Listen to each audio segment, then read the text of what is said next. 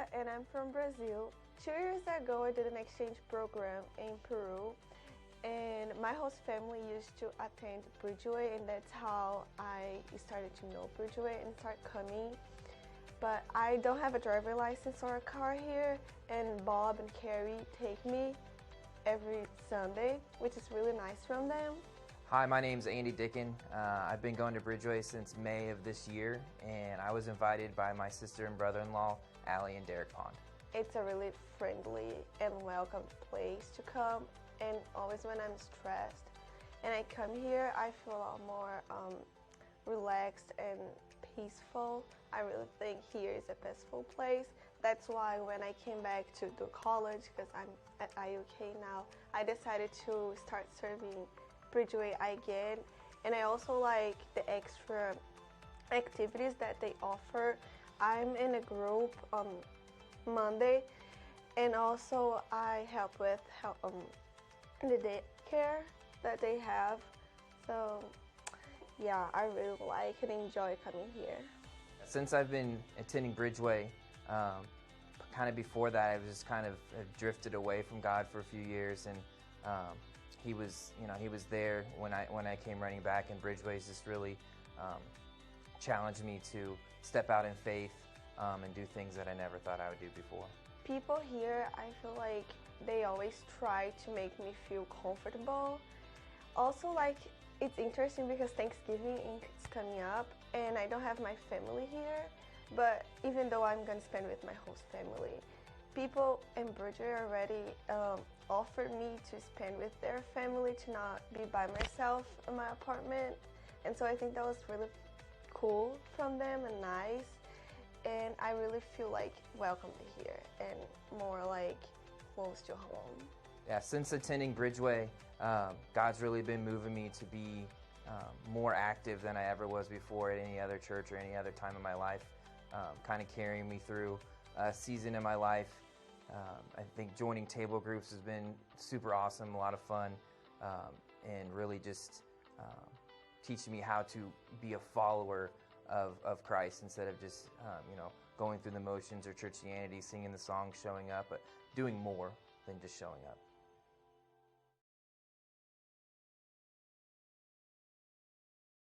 Hello, everybody. There we go. Sorry about that. So glad you guys could be here. As you guys can tell just from some of the stories that we've been able to share over these last couple weeks, it is an exciting season in the short life of our church. There are a lot of people that have been included in our family here. We're making a big impact in our community, and we have this incredible momentum, this sort of the wind in our sails from God's Spirit moving forward. But as you guys know, if you've been around the last couple weeks, we have this big challenge in front of us. We have this big moment that we have in front of us because we're on a little bit of a clock to where, 18 months, 17 months from now, we don't have a place to gather. And so our leadership here, we have decided that our best course of action forward for us to continue the ministry of Bridgeway is to build a new home for us to gather in and to bless Kokomo from. And so we purchased the lot right over there across the street, big parking lot, 2.8 acres, and we're going to be building a new church home for us there. And so we are so excited about what that looks like, how we're going to be able to enfold more people and bless our community even more through that facility. But we're asking for us all to stretch and to grow into the people that God's called us to be so that we can build this future together. So the big scary number, we're reaching forward and reaching up for $1.25 million in cash by our third birthday in March, so that we can have a down payment, a great down payment on our construction loan. $1.25 million. That is what we are reaching for together towards this project. And so next Sunday is a huge, huge morning for us. It's a huge morning in the life of our church because we're having a commitment Sunday next Sunday morning, November 20th, where we are going to be asking every family that calls our church home to bring one of these commitment cards with you. These commitment cards are pledge cards towards what we need to have happen, what God needs to provide for us to move forward in this project. And so you guys have these cards in the seat backs in front of you or behind you if you want to take a look at them. But we're asking you, if you're a part of Bridgeway, unashamedly, unabashedly asking you to have this spiritual act of worship towards God with what we're going to do together through this. This is not a transaction, but this is a spiritual thing where we are bringing an offering before God. We're putting God first in our finances and in our world. And so we're asking everybody to do three things: to make a one-time gift, make the largest gift that you've ever given to our church, or maybe any kind of charity or nonprofit. That's going to push against that $1.25 million, so it's really, really vital, because that's the only way that we get hammer swinging, is if we get to our down payment goal there. To do a recurring gift, which is like monthly, bi-weekly, weekly, things like that. And we have over 190 families already doing that. If you are already doing that, we're asking you to stretch that for a 2-year period of time, to grow that so that we can lift our financial ceiling, because we're going from renters to owners. And if you are not giving yet in any way, this is a great time to start, a great place to start with a recurring financial gift, whether that be weekly, bi-weekly, monthly, to the ministry of Bridgeway if you feel led to do so. And then lastly, we're asking you to give creatively, to look at the stuff that we have, the things that we own, and actually sacrificially sell those things and give the proceeds towards this fund as well. So we're asking each and every one of the families that make up our church to do this together so that we can reach our goal. Now, our goal is $1.25 million. I'm really excited to share that thus far, just through some of the meetings that we've been able to have, we are already at a church $675,000 pledged towards that first down payment, right? So $675,000 against that $1.25 million. I've been singing Bon Jovi all week. You know, whoa, we're halfway there. Living on a prayer and some rather large checks. That's how we're going to make this thing happen. But we're excited. I want you guys to hear that, because we are moving forward. God is going to provide this in an incredible way. But we cannot, hear me, we cannot assume that someone else is going to do this for us. This is going to take all of us taking ownership over what God has blessed us with, to bless him and his work forward with. So I want to encourage each and every one of us to jump into this. So next Sunday, November 20th, it'll be a part of our service where together our families will be able to drop off these commitment cards, these pledges. And that way we as the leadership here will know where we're at and where we need to fill gaps and how we need to move forward in this. But I'm hoping that you guys will consider joining us in this and partnering with God in this next season of our church. It is exciting times for sure. Okay, so here on Sunday mornings, we've been talking about what it means to become a person of God's future. What does it mean to partner with God, not just to believe in God, but to partner with God? And to do so, we've been looking at this ancient man by the name of Abram or Abraham, and we've been learning so much from his story. And today we're going to look at sort of down the line in his family, how this project of partnering with God plays out. But we're going to talk today about love. We're going to talk today about sacrifice. You think you hear the word sacrifice in our Western American individualized culture. Isn't sacrifice kind of like a dirty word? Like, we don't want to sacrifice anything. Everything is always in our culture just about up and to the right. I mean, where's the stock market today from a year ago, right? If it's not up and to the right, it feels like a loss. Where's our salaries 5 years ago compared to today? Are we making more money? Are the houses that we're living in and raising our families in, are they bigger than the houses that we were raised in? Are we upgrading and having more space? We're always thinking up and to the right. Sacrifice is a word we don't like talking about when it comes to our financial world, or when it comes to our comfort, when it comes to any area of our life. We don't like talking about sacrifice. But what's fascinating to me about just the topic and the power of sacrifice is that, I don't know about you, but when you encounter a movie, a TV show, a book, and there's a heroic sacrifice, I mean, there's something that is moved deeply inside of us, right? When somebody lays down their life, or they lay down their rights, they lay down something for a greater good, isn't it true that something's always moved inside of us? I think back to 2 movies in the 1990s that won the Oscar for greatest movies of all time. I think about Terminator 2. That's exactly what you guys were thinking, right?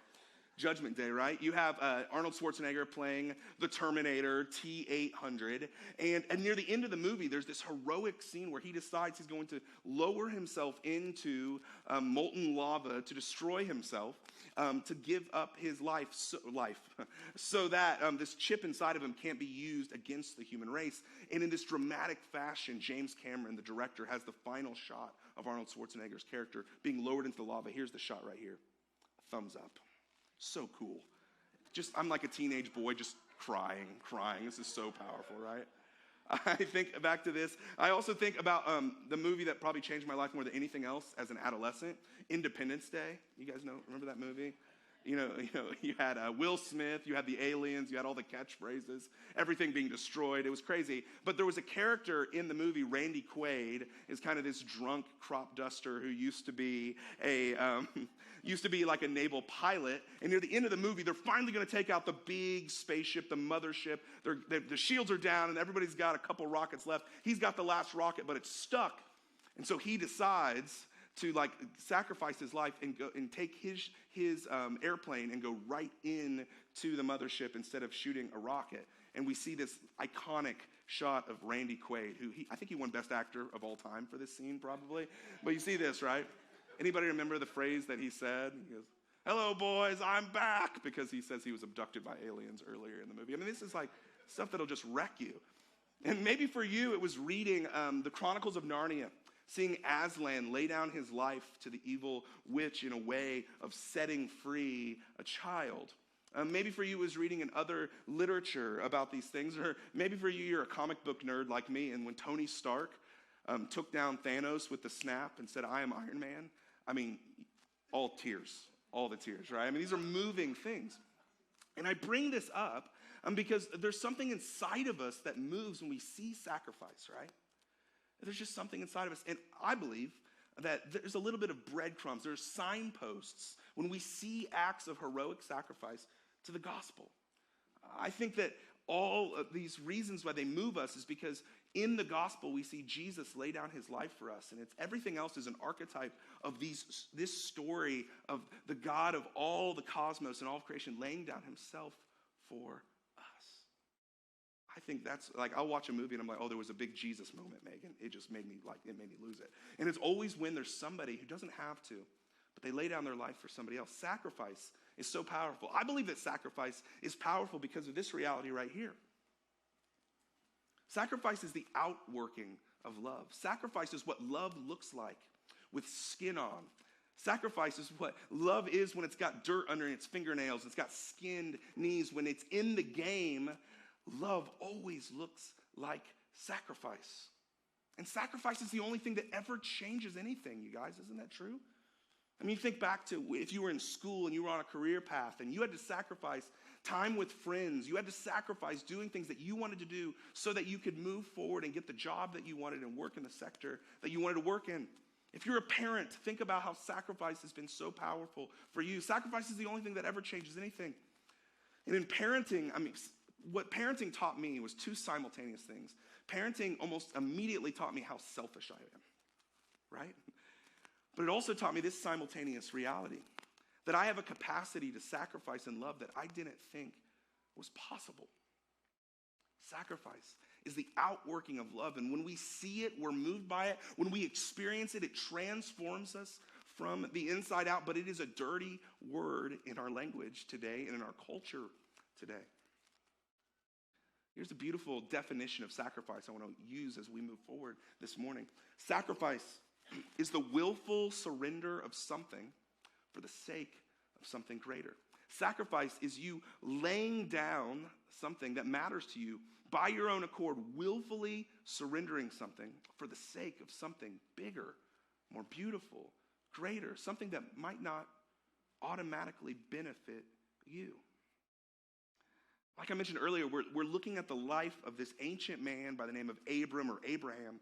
And we've seen a lot about his faith journey and how he's grown and God has grown in his character. And at the very, very beginning of his story, we see that he hears God's voice to leave everything he's ever known, to partner with him and to be a blessing to all of the world. And on this journey, it's not an up and to the right journey. He has moments where he is nervous. He has his faith falter, but God is so patient with him, and God always provides for him, even when he was least expecting it. Last week, we discovered that because of this partnering with God and this journey with God, this faith experience, his priorities were upside down from what we might experience our priorities to be.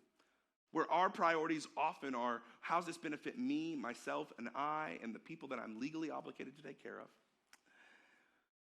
And his priorities were more about giving God his first and his best, and honoring God and trusting God, and then taking care and serving and loving other people. So we see this incredible experience of him walking with God, partnering with God, and the faith journey that he's on. And today we're going to skip forward into a generation, not just through Abram and his family, but to Abram's child, his promised child, Isaac. And Isaac is a grown man now, and his father and his mother have passed away. But we see lots of the lessons that we learned and Abram learned have now taken root inside of Isaac and his life and his family. We're going to spend some time in a story. Honestly, I've never heard a sermon out of this story. This is Genesis chapter 26. So I'm always excited to dive into something that is new, something that is kind of fresh in a lot of ways. But this is such a challenging text about sacrifice, about love. And I believe it's a challenging text to this moment that we find ourselves in here at Bridgeway for this season. So let's dive in together and learn about Abraham's son, Isaac. We see here, Isaac planted crops in that land, and the same year reaped 100-fold because the Lord blessed him. The man became rich, and his wealth continued to grow until he became very wealthy. So very similar to Abram's story, where Abram was blessed by God and he accumulated wealth, we see Isaac is in the same shoes here. But what's amazing is we see from the very beginning of Isaac as an adult, you see in his character and his story, he doesn't realize or think that he's blessed or God has just let him do his thing, but he sees that all of his blessings come from God. He's not saying it came from his business acumen, his entrepreneurial spirit or mind, but it came because God had been gracious to him. And I love seeing this from the very beginning because we're going to see this graciousness that God has blessed him with and his recognition of God's grace all the way throughout his story. So things are looking up and to the right for Isaac. He has a lot of stuff he's taken care of. And we're told this in the very next verse. Isaac, he had so many flocks and herds and the servants that the Philistines envied him. The Philistines were ancient enemies of God's people. So all the wells that his father's servants had dug in the time of his father Abraham, the Philistines stopped up, filling them with earth. Then Abimelech, who was the king over these Philistines, said to Isaac, "Move away from us. You have become too powerful for us." So what I want us to understand here is really important that he's being sabotaged. There are enemies that are encroaching in on Isaac and his life and his livelihood and his people. And they've sabotaged his water supply for his livestock and his family. And they've not only done that, but they said, "You need to get out of here. You need to leave or we're going to destroy you." And so this is like, God, where are you here? What are you up to here? I thought you were going to provide for Isaac and his family and you've blessed him. Then what are you trying to teach us? And I think what's interesting is we start playing into how should Isaac respond? How would we respond? Would we be like, okay, I'm going to get a bunch of people together. I'm going to build up my army, and my army is going to go against your army? Or would you respond with, I need to get some people together on Facebook, and we'll start a group and start spreading this news about how the Philistines are evil. We need to fight back. It's our right. We need to stand up for our rights. Let's see how Isaac responds. So Isaac moved away from there. Isaac decided not to put up a fight. Isaac decided that peace and trusting God was more important than fighting back.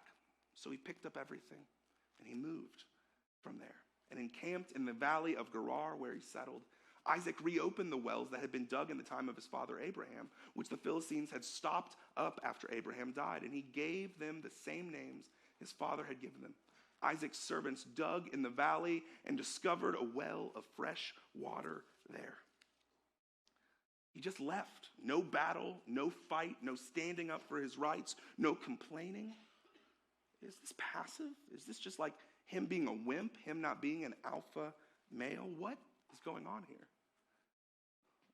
And we see here But the story is not quite done. The very next passage, very next verse.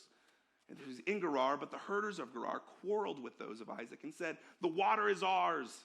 So he named the well Esek because they disputed with him. Then they dug up another well, but they quarreled over that one also. So they named it Sitnah. So everywhere that Isaac is going, he's having opposition.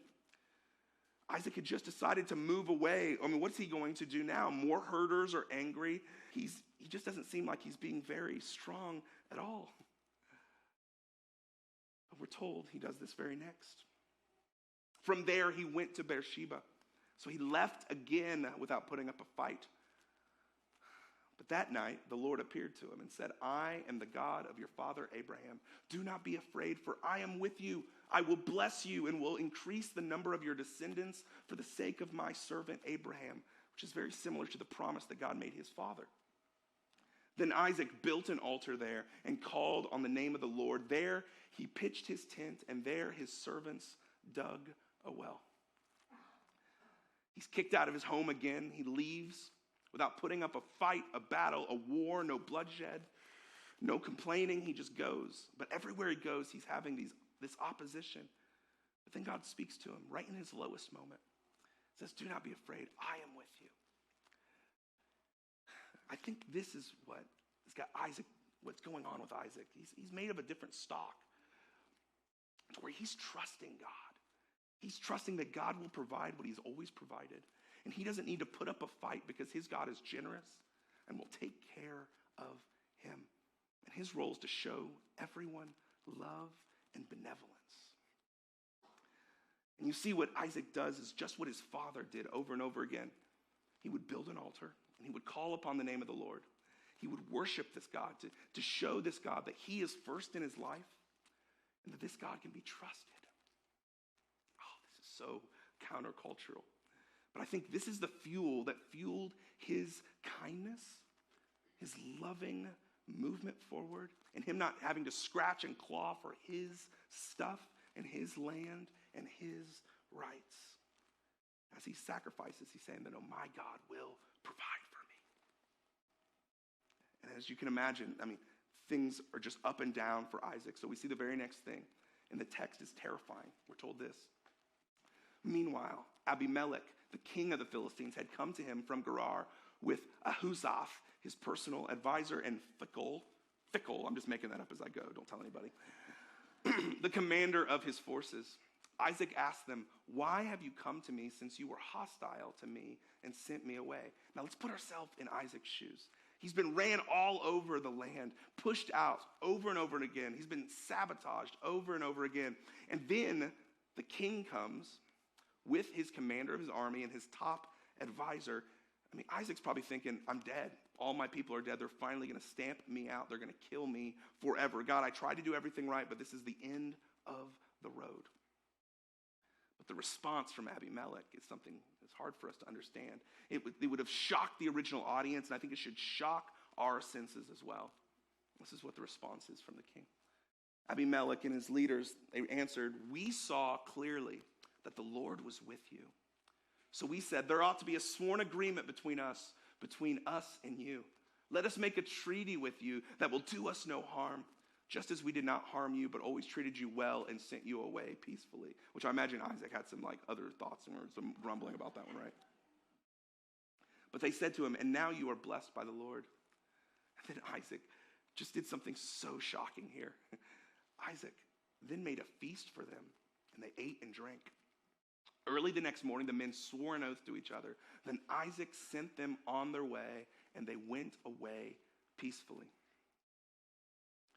It's not the ending any of us would expect at all. But we see these heathen Philistines come to Isaac, and they drop their swords. They lay down their weapons, and they see that there's something different about you, Isaac. You're not always scratching and clawing for yourself. You're not always trying to win every time. And you know that thing we see in you that's different? That must be this God's favor.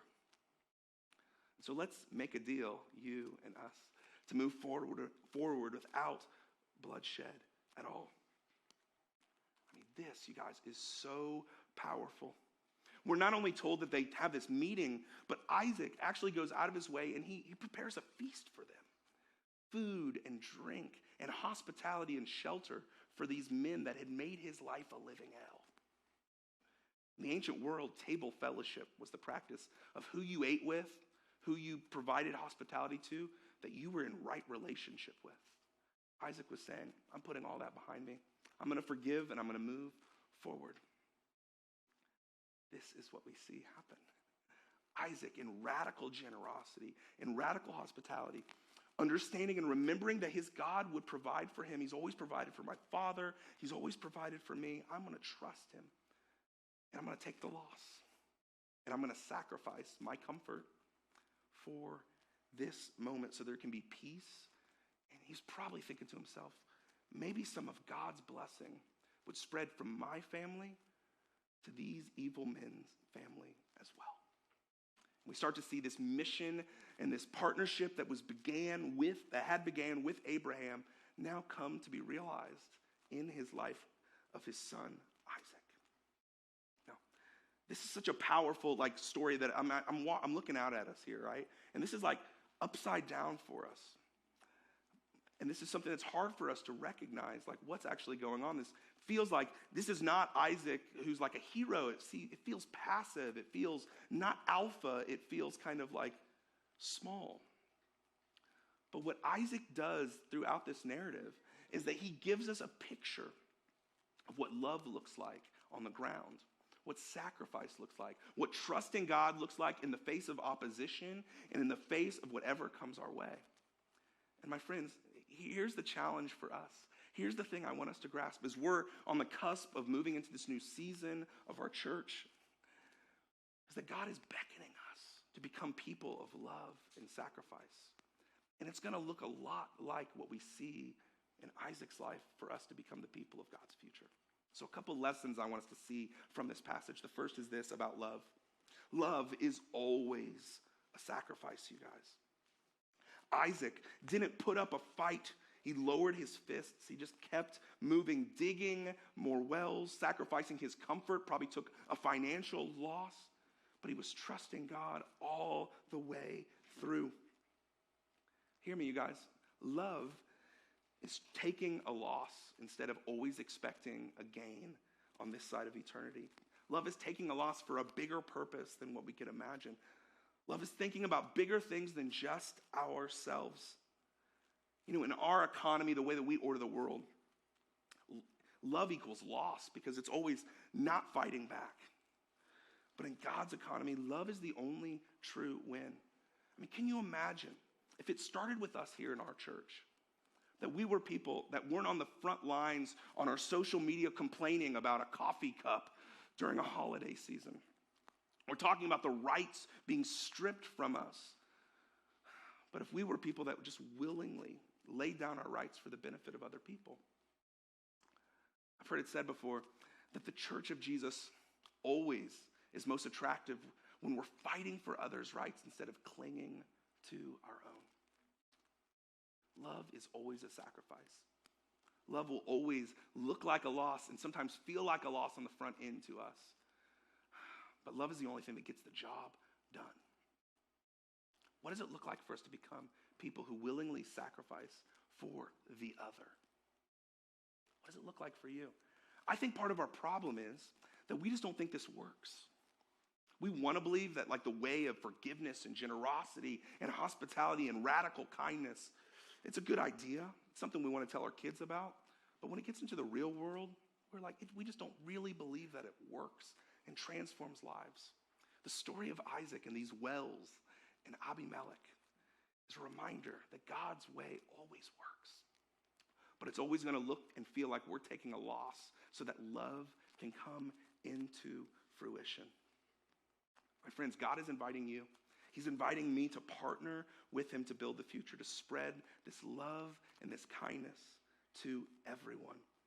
But it's going to take sacrifice for us to think of a greater thing, a bigger thing than our immediate needs to make it happen, because love is always sacrifice. The next thing I want us to see from Isaac's story is this, that love is a commitment to others without conditions. Love is a commitment to others and their best and their thriving without conditions. It's unconditional. When Abimelech came to Isaac offering peace, when Isaac probably thought he was going to bring war, you notice that Isaac didn't make him grovel. Isaac didn't try to find a way around what was going on to make sure Abimelech got his comeuppance. He didn't try to convert him. He just accepted him at his table. He trusted this benevolent, kind, generous, hospitable God so much that he said, you just come to the table and I'll prepare a feast for you without conditions. I think this is so powerful, you guys, because love is an embrace no matter what. And you know this with your own children. You know this with your spouses and your family members. Love is an embrace no matter what, no qualifications. And you let God work through that embrace. And that's what changes things. You know, shame and guilt and fear are powerful motivators to get us not to do things. But neuroscientists even show us today that they're not powerful motives for lasting change. They're not powerful motives to actually move forward in kindness and growth and opening up towards others. Fear and shame and guilt, they're powerful at stopping us from doing things, not becoming something new. May we be a community of people, you guys, that has an open embrace to everyone, for everyone to come and experience Jesus, and to let this loving embrace from our God do the work. And we accept people without conditions. This is what love really is. This is why around our church we've got signs that say no perfect people allowed. It's why we say all the time that you can belong here before you believe.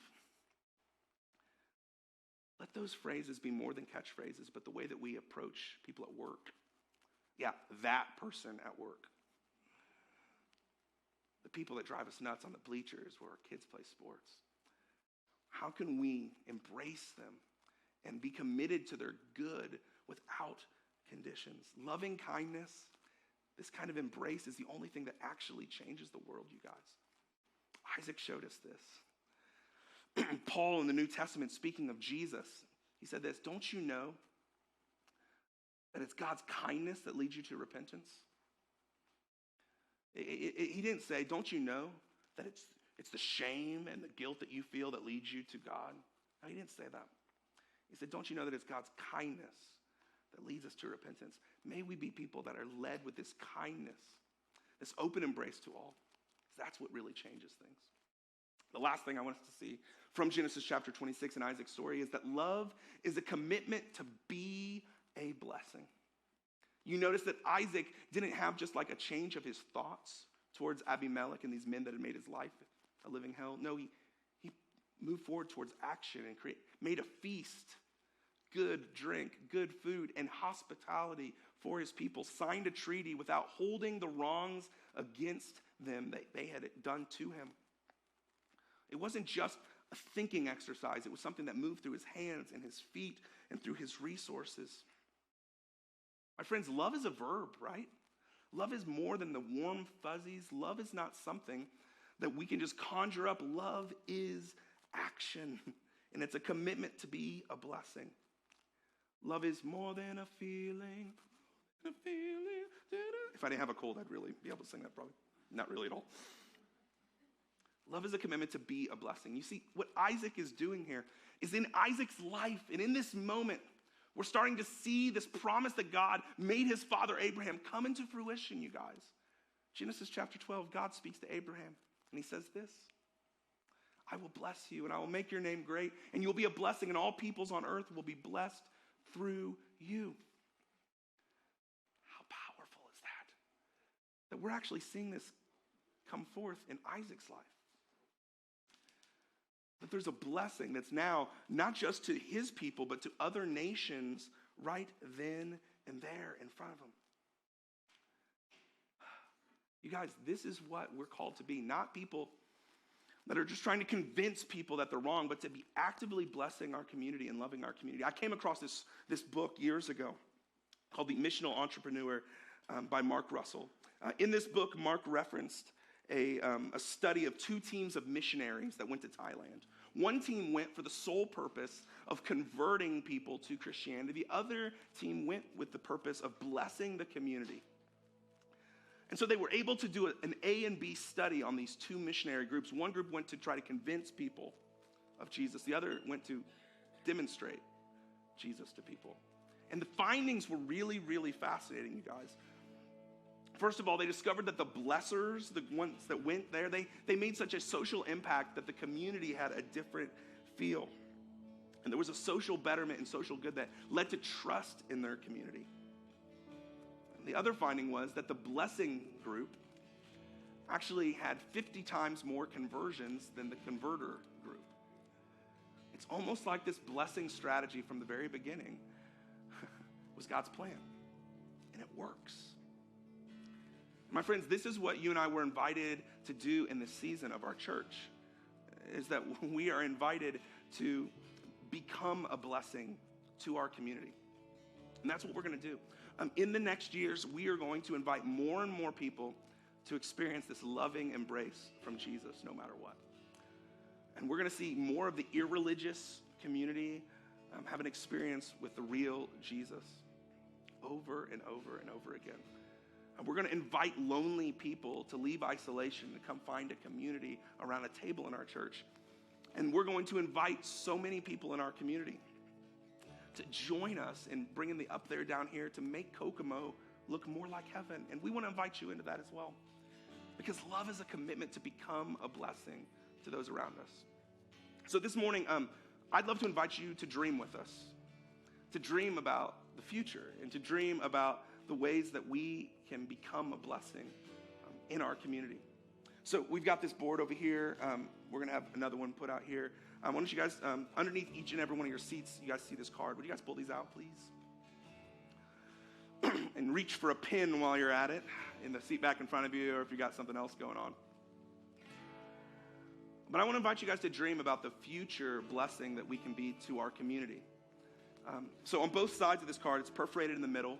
I'd love you to put a word or a phrase on both sides of how you dream that our church can be a blessing. So I'm going to jog your thinking a little bit and make this list up here quickly. For you, maybe you just write a name of someone that you know that you'd love to see connected with Jesus. That they don't believe in God, they don't want to have anything to do with faith or Christ.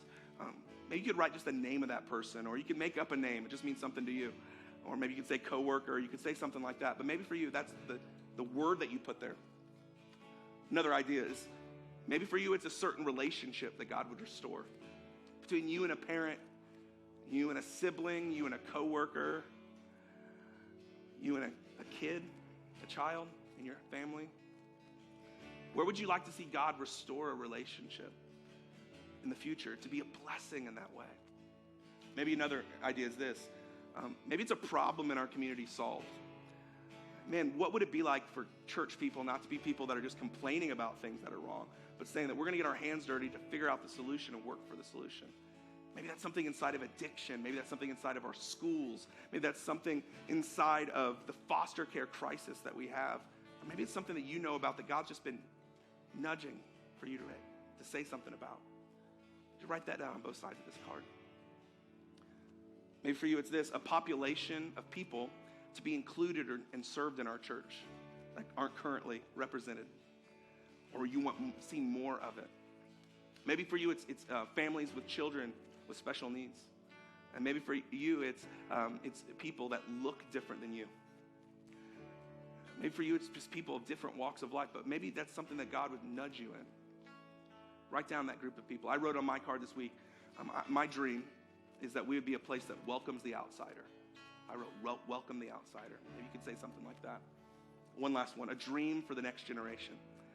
Maybe for you it's your kid or your grandkid or kids that you know, but a dream that you'd have for their faith, for the hope that they would experience, for their schools, for those relationships. And it could be something like this. It could be something of your own thinking as well. But I'd love you to, on both sides of the card, write the same word and then just rip at the perforation. Let's take a minute. Just take a minute. Let's dream together of how God could use us to be a blessing, to become people of love together. I'll give you a minute to think and write.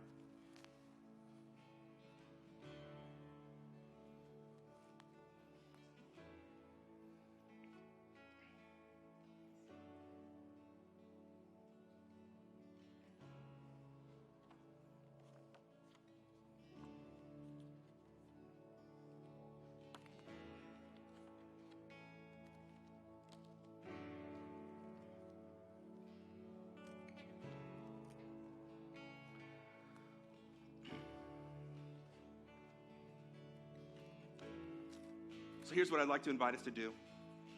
I'd love to invite you to rip at the perforation and the side that says Bridge to the Future. As our band leads us, I'd love to invite you to walk forward and just to clip this on one of these boards. And just to say together, this is our future dream for how we can be a blessing, how we can become love, how we can sacrifice for these realities to come to fruition.